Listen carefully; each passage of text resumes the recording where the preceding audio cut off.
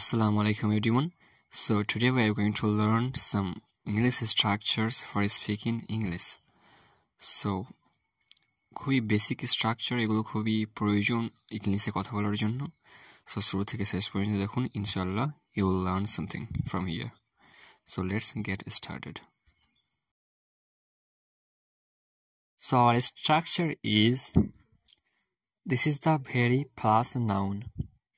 আমরা যখন বাংলায় বলে থাকি যে এই সেই পেন, এই সেই গাড়ি, এই সেই স্কুল, এই সেই টিচার, সো এই সমস্ত সেন্টেন্সগুলো আমরা যখন বাংলায় বলে থাকি, তো ইংলিশে করার সময় আমাদেরকে this is the very plus নাউনটা ব্যবহার করতে হবে।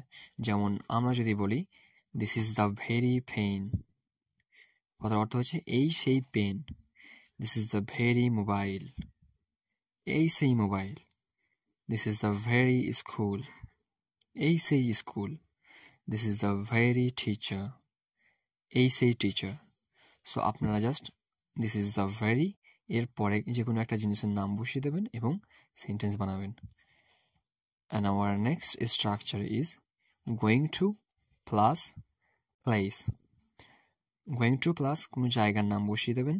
সো আমরা যখন বাংলায় বলে থাকি যে ওখানে গিয়ে, মার্কেটে গিয়ে, স্কুল গিয়ে, সো কোথাও গিয়ে আমরা যখন এসব সেন্টেন্স বলে থাকি তখন আমাদেরকে ব্যবহার করতে হবে গোয়িং টু প্লাস ওই জায়গার নাম। যেমন আমি যদি বলি অফিস গিয়ে, গোয়িং টু অফিস, স্কুল গিয়ে, গোয়িং টু স্কুল, মার্কেট গিয়ে, গোয়িং টু মার্কেট, হসপিটাল গিয়ে, গোয়িং টু হসপিটাল। সো আমাদেরকে এরকম ব্যবহার করতে হবে। সো আপনি এটা বড় সেন্টেন্স ব্যবহার করতে পারেন, যখন সাপোজ আপনি বলছেন যে স্কুল গিয়ে আমি হেড স্যারের সাথে দেখা করবো। So going to the school I will meet the headmaster, এরকম আপনি বলতে পারেন। And our last structure is gonna be in plus ভার্বের সাথে আইএনজি। আমরা যখন বলে থাকি যে খাওয়ার ক্ষেত্রে, বলার ক্ষেত্রে, যাওয়ার ক্ষেত্রে, সো আমরা যখন এই কোনো কিছু ক্ষেত্রে ইউজ করে থাকি তখন আপনাদেরকে ইউজ করতে হবে in plus V4, it means ভার্বের সাথে আইএনজি। সো আপনি যদি বলেন যে ঘুমানোর ক্ষেত্রে আমি খুবই এক্সপার্ট, সো এখানে say in sleeping I am so expert, অথবা I am so expert in sleeping. So কোনো কিছু ক্ষেত্রে আমরা ব্যবহার করে থাকি ইন প্লাস ভার্বের সাথে আইএনজি।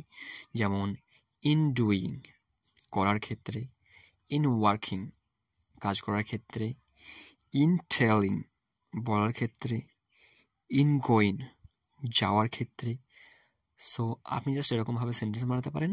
সো আপনাকে কী করতে হবে, স্ট্রাকচার অনুযায়ী ওয়ার্ড বসাতে হবে, দেন you can make lots of sentences on your own. So that's all for today, and thank you for watching my video to the end, and I hope you found it helpful. And please press the bell icon next to the subscribe button and make sure to subscribe my channel. Thank you for watching my video.